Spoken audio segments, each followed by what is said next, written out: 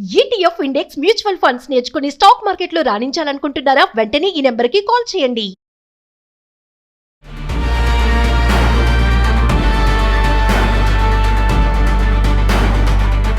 నమస్తే, welcome back to Suman TV.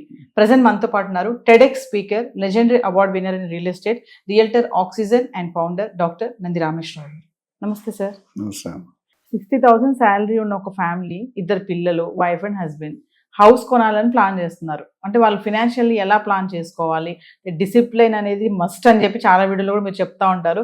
Financially plan ఉండాలని చెప్తా ఉంటారు. అంటే 60,000 జీతం ఉన్న వాళ్ళు ఇల్లు కొనాలి అని అంటే అసలు కొనడం అనేది కరెక్టేనా? అసలు 60,000 జీతం ఉన్న వాళ్ళు అని అంటే ఒకళ్ళే మళ్ళీ ఎంప్లాయ్, అక్కడ వైఫ్ ఏం చెయ్యరు. అంటే మీరు చెప్పేటటువంటి సజెషన్స్ ఏంటి సార్? ఇది genuine problem across the country. ఎందుకంటే though literacy is going up compare to ఇప్పుడు నార్త్ ఈస్ట్ లిటరసీ అనేది మనం were far ahead compare to కొన్ని స్టేట్స్. కానీ ఈ శాలరీ లెవెల్స్ అనేది due to high increase in population కొద్దిగా plus individual state government policies. మా ఫాదర్ ఆర్మీలో జాయిన్ అయ్యారు 1960s. ఆర్మీలో చేరి 4 రోజులు ట్రైనింగ్ ఉంటుంది, భయంకరమైన ట్రైనింగ్ ఉంటుంది. ఆ ట్రైన్లో 80% జంప్ గోళ్ళ దూకి వెళ్ళిపోయేవారండి చేయలేక. అంటే అప్పుడు జాబులుండి మనుషులు లేరు. What I'm trying to tell.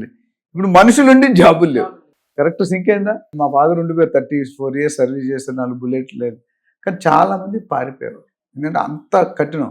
మేము ఎన్సీసీ చేసాం. ఎస్ఎల్ఆర్ రైఫిల్ అని పెద్ద రైఫిల్ ఉంటుంది, సెంట్రీ ఉంటుంది. ఏం తప్పు చేసాం కాదు, పట్టుకొని 10 రౌండ్లు కొట్టి అయిపోవాళ్ళం. 10 రౌండ్లు అంటే ఇంకా గ్రౌండ్ పెద్దగా ఉంటుంది, 1 కిలోమీటర్ ఒక రౌండ్ ఉంటుంది. ఇక్కడ కూడా అదే ప్రాబ్లం. సో ఈ పూర్గా ఉండడం ఒక ప్రాబ్లం అయితే, చదువుకోవడం ఒక ప్రాబ్లం అయితే, జాబ్ రావడం అనేది ఇంకో ప్రాబ్లం, మేజర్ ప్రాబ్లం. ఒకప్పుడు 1:10 ఉండేది. అంటే 10 జాబులు ఉంటూ చేరేవాడు ఒక్కడే ఉండేవాడు. ఇప్పుడు 1000 మంది ఉంటే ఒకరికి రావట్లేదు. So situation is change, day by day మారుతూ ఉంది.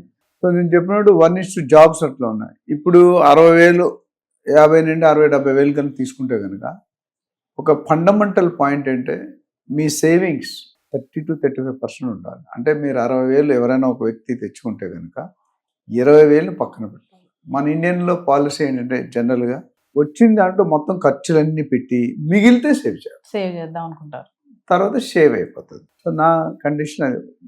నేను లైఫ్లో ఎలాగైతే అదే చేసేస్తాను. నేను ఎక్కడో బుక్లోనో గూగుల్లో చూసింది. ఆల్వేస్ సేవ్ చేసి మిగిలిన దాంట్లో మటన్ బిర్యానీ కాబట్టి దాల్ రోటీ తినాలి ఒకటి. తర్వాత జనరల్గా ఒకప్పుడు మనం 30-40 years మేము చిన్నప్పుడు వెళ్తే 58-57 సంవత్సరాలు వచ్చాక మన ఫాదర్స్ తాతలు ఇల్లు కొనుక్కున్నారు. ఎందుకు? పిఎఫ్, గ్రాట్యుటీ, గవర్నమెంట్ జాబ్స్ కదా ఎక్కువ, ప్రైవేట్లో కూడా ఉంటాయి. మొత్తాన్ని ఆ 25%, 30% మార్జిన్ పెట్టుకుని మనం కొనుక్కునేవారు. అప్పుడు లోన్ కండిషన్లు వేరు. ఇప్పుడు లక్కీగా ఏంటంటే fortunately people are able to buy houses at 30 years, 35 years, even sometimes 25 years. మనం ఈ మధ్యలోనే చేసాం. ఒక అమ్మాయి టెక్సాస్లో ఉంటారు, 26 సంవత్సరాల్లో ఒక 50 లక్షల ప్రాపర్టీ కొనుక్కుంది.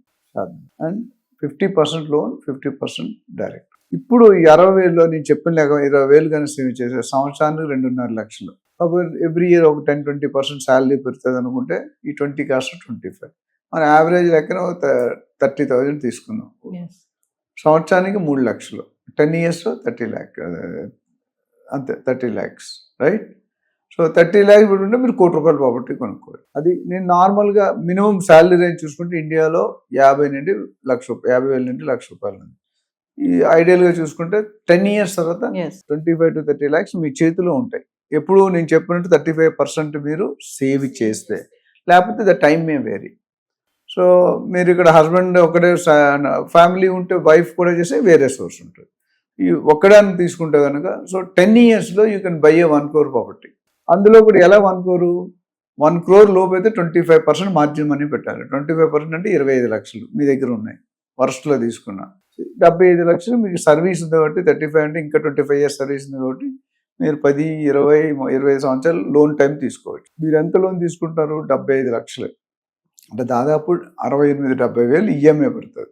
ఇప్పుడు ఆ శాలరీ ఉంటుంది కాబట్టి మనం అదే డబ్బులు మార్జిన్ మనకు అది ఎక్కువ ఇంకా తగ్గుతుంది. సో టైం ఎక్కువ, మీరు ఎక్కువ లేకపోతే 20-30 years లోన్ వరకు ఇస్తారు. మీ ఏజ్ 60 వరకు లోన్ వస్తుంది. సో ఇక్కడ 35 తీసుకుంటే 25 years ఉంటే ఈఎంఐ తగ్గుతుంది. సో ఆ విధంగా మీరు కొనుక్కునే కెపాసిటీ. అంటే ప్లాట్ కొనుక్కోవాలా, ఫ్లాట్ కొనుక్కోవాలా, ఇల్లు ఇండిపెండెంట్ ఉంటే రేట్లు మీకు ఉన్న ఆదాయం బట్టి మీకు 2 లక్షలు ఉంటే ఈజీగా ప్లాట్కు బదులు ఫ్లాట్ కొనుక్కోవాలి. 3 లక్షలు ఉంటే మీరు విల్లా కూడా కొనుక్కో. దాన్ని బట్టి అందుకని అనలిస్ట్ మాలాంటి రియల్ ఎస్టేట్ అడ్వైజర్ కానీ అనలిస్ట్ కానీ మీకున్న పరిస్థితి బట్టి, ఎందుకంటే ఎప్పుడు అదే జాబ్లో ఉండరు. ఇప్పుడు మీకు 50,000 ఉంది, 3 సంవత్సరాలు అనుమతి ఎవరు 80,000 ఆఫర్ ఇస్తారు. సో అప్పుడు నీ బడ్జెట్ మనం చెప్పింది బేర్ మినిమం ఆ విధంగా మీరు కొనుక్కోవాలి. సో తర్వాత ఈఎంఐ జనరల్గా మీ శాలరీకిలో 40% కంటే ఎక్కువ ఉండకూడదు. ఉంటే మీరు రోల్ టర్మ్స్లోకి వెళ్తారు. ఈ కండిషన్ ఫాలో అయితే డెఫినెట్గా ఎవ్రీ ఫ్యామిలీ దెన్ పిల్లలు పెద్దలైతే ఆడవాళ్ళు కూడా చేరుతారు. చిన్నపిల్లల నుంచి ఉండాలి కాబట్టి ప్రెగ్నెన్సీ అని మెచ్యూర్ డెలివరీ అని అవి ఫ్రీ అయిపోతారు. So the now important work from home చాలా ఆపర్చునిటీస్, ఆన్లైన్ జాబ్స్ చాలా ఆపర్చునిటీ. సో ఇవన్నీ వాడుకుంటే బెటర్. దిశ ఉండాలి, అతాపతా ఉండాలి. అవి ఉంటే మీరు ఎవరైనా మాలాంటి స్పెషలిస్ట్ వస్తే మీకున్న నాకు ఒక 20-25 క్వశ్చన్స్ ఆన్సర్లు ఇస్తే మీకు ఆల్రెడీ ఇల్లు ఉందా, కొంతమంది ఇల్లుతో సిల్వర్ స్పూన్తో పుడతారు, అన్నీ ఉంటాయి, వాడు ఏం చేయక్కర్లేదు, కూర్చొని తింటే చాలు. ఆ కేటగిరీ బట్టి we will try to tell them what way you have to go, what size and what cost, ఎంత బడ్జెట్ పెట్టి కొనుక్కోవాలి, ఎక్కడ కొనుక్కోవాలి, ఎలా కొనుక్కోవాలి, టైటిల్ ఇవన్నీ కూడా మనం గైడ్ చేస్తాం. ఇందులో మళ్ళీ ఎమర్జెన్సీ ఫండ్ కూడా వస్తుంది కదా సార్, అది కూడా పక్కన ఎమర్జెన్సీ. అంటే మీరు ఇల్లు ఎమర్జెన్సీ ఆల్వేస్ ఒక 10-15% ఎమర్జెన్సీ పెట్టుకోవాలి. నేను ఎప్పుడు చెప్పేదంటే ఒక 200 గజాలు జాగా, 1 కేజీ బంగారం ఇంట్లో ఉండాలి. కేజీ బంగారం అంటే ఇప్పుడు మా చిన్నప్పుడు ఎంత 3,000-4,000. సో కేజీ బంగారం పెట్టి, ఎందుకంటే కేజీ కదా ½ కేజీ మీ స్తోమత పెట్టి ½ కేజీ పెట్టుకుంటే మెడికల్ సిక్నెస్. అట్లనే మ్యూచువల్ ఫండ్స్లో కొంత పెట్టుకుంటారు, స్టాక్ మార్కెట్లో కొంతమంది పెట్టుకుంటారు, గోల్డ్లో కొన్ని పెట్టుకుంటారు. సో మీకున్న పరిస్థితులు బట్టి డిస్ట్రిబ్యూట్ చేసుకోండి. 40% సేవింగ్స్ అన్నాను కదా, దాన్ని 10% రియల్ ఎస్టేట్, 10% గోల్డ్ అట్లా మార్చుకుంటే మీకు రిస్క్ అనేది డిస్ట్రిబ్యూట్ అవుతుంది. Thank you.